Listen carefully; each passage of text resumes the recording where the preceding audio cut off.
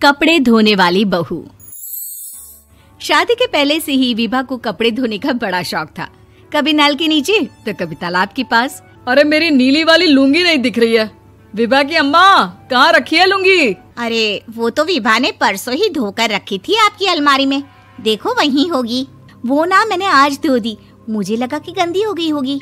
अरे कैसे गंदी हो गई थी? उसे तो मैंने पहना भी नहीं। हे भगवान, इस लड़की के कपड़े धोने की आदत से परेशान हो गया हूँ मैं। जितना तो घर में राशन नहीं आता उससे कहीं ज्यादा डिटर्जेंट पाउडर का खर्चा है।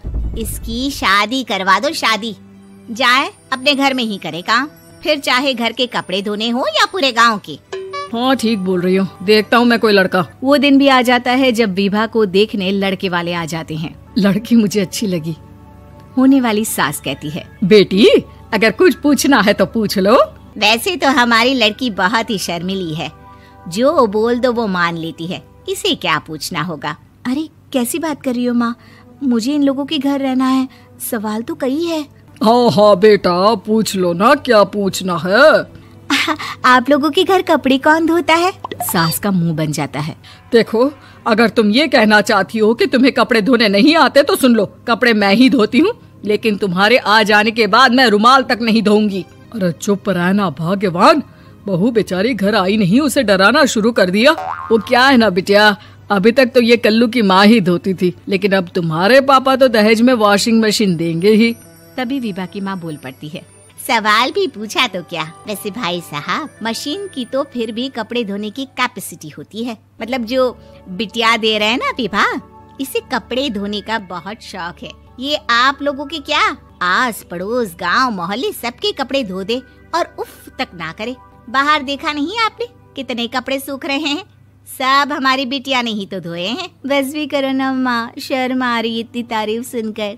और तो और एक दाग निकाल कर दिखाओ तो मान जाऊं। हाँ अच्छा अच्छा, माफ करना बेटा, मैंने गलत समझा, हमें तो रिश्ता बहुत पसंद है। और ऐसे जुड़ जाता है रिश्ता कपड़े धोने का शौक रखने वाली विभा का। उसकी शादी हो जाती है कोयला फैक्ट्री में काम करने वाले कल्लू के साथ। शादी के बाद अचानक विभा चिल्लाती हुई सास के पास आती है। सासू माँ, अरे सासू माँ कहाँ है आप? ये तो धोखा है, धोखा दिया आप लोगों ने मुझे। इसे ससुर के चक्कर के बारे में पता चल गया। अरे तो उसमें तुझे क्यों धोखा मिला है? अरे नल में पानी नहीं आता, कपड़े कैसे कब धुलेंगे? अच्छा अच्छा, तू पानी नहीं आ रहा उसकी बात कर रही है। तो आपने क्या सोचा? कुछ नहीं। अच्छा तेरी माँ ने कहा था कि कपड़े धोने का शौक है तुझे, याद आया मुझे। शौक शौक बोलकर कपड़े धोने वाले मेरे जुनून को कम ना आके सासू माँ, कपड़ा धोना मेरा गुरूर है। तभी पति भी वहाँ आ जाता है। अभी अभी मैंने इसे सनी देओल की फिल्म दिखाई है, उसी के डायलॉग मार रही है माँ। अच्छा सुन, साफ साफ बता रही हूँ, पानी सुबह 4 से 6 और शाम को 10 से 12 आता है, समझी? विभा टाइमिंग सुनकर हैरान हो जाती है। ये क्या भूतों का मोहल्ला है? सुबह 4 बजे उठकर कौन कपड़े धोता है? 4 बजे टंकी में पानी जाता है, फिर सारा दिन धोना ना, किसने मना किया? अरे कैसी बात कर रही हैं? 200 लीटर की टंकी में कितने कपड़े धो लूंगी मैं, सुबह ही उठ जाऊंगी मैं। अब क्या था, विभा सुबह 4 से लेकर रात के 12 बजे तक कपड़े ही धोती रहती। एक रोज सास पड़ोस से निकलकर कहीं जा रही होती है कि साथ वाली कहती है, हाँ कल्लू की माँ, जरा ये बताओ कि 2 साड़ी है, 2 ब्लाउज और एक पेटीकोट और एक नाड़े वाला लंबा कच्छा। हाँ तो? अरे तो क्या, कितना लोगी धुलाई ये बताओ। धोबन दिख रहे हैं हम क्या? हमारे पति सरकारी नौकरी से अभी अभी रिटायर हुए हैं और बेटा सुपरवाइजर है कोयला फैक्ट्री में। धोबन समझ रखा है हमें। हाय रे कल्लू की अम्मा, माफ कर दो, वो तो मोहल्ले में यही सब बता रहे थे कि तुमने बहू को कपड़ा धुलवाने के काम में लगा दिया है। सास को पड़ोसन की बात सुनकर गुस्सा आ जाता है। वो घर पहुंचती है जहां घर के बाहर ही इतने सारे कपड़े सूख रहे होते हैं जितने कि किसी धोबन के घर पर। अरे ओ कल्लू की दुल्हन, बाहर निकल। माँ जी यहीं आ जाओ, बाथरूम में चादर धो रहे हैं हम। अरे अभी हम धोते हैं, तुमको बाहर निकलो। ये आस पड़ोस वाले बोल रहे हैं कि हम बहू से कपड़े धुलवा धुलवा कर उसे कपड़ा धोने वाली बना दिए हैं। अरे छोड़ो ना माँ जी, किन लोगों की बातों में आती हो? आस पास के लोगों का तो काम ही होता है कि वो किसी तरह सास बहू को लड़ा दे। बहू सारे घर के कपड़े धोती है, ये क्या कम है? बोलिए। सास को भी लग जाता है कि वो बहू का ये सनकीपन नहीं छुड़वा सकती, इससे अच्छा है कि खुद ही चुप हो जाए।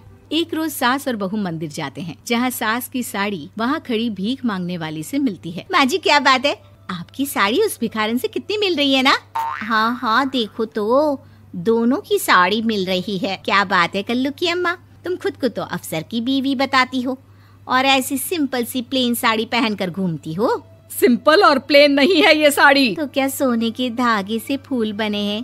कुछ भी सासू माँ, कुछ भी। हाँ बने थे इस साड़ी में सोने के धागे से फूल। मेरे पति लेकर आए थे मद्रास से स्पेशली मेरे लिए 10,000 की। ताहे भाई साहब इस भिखारन के लिए भी सेम टू सेम साड़ी लेकर आए होंगे 10,000 की।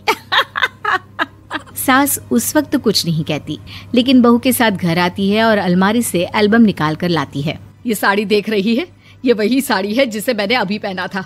इस साड़ी में ये जो चमकदार फूल दिख रहे हैं ना, ये सोने के धागों से काढ़े गए हैं। लेकिन तू लोकल वॉशिंग मशीन ब्रश से घिस घिस कर सारे फूलों को निकाल कर साड़ी प्लेन कर दी। मुझे माफ कर दीजिए सासू माँ। और तो और, जब मैंने तुझे तेरी गलती के लिए कुछ नहीं कहा, लेकिन तूने तो सबके सामने मेरा मजाक ही बना दिया। क्यों? बहू को समझ में आ जाता है कि अब से उसका कपड़े धोना बंद।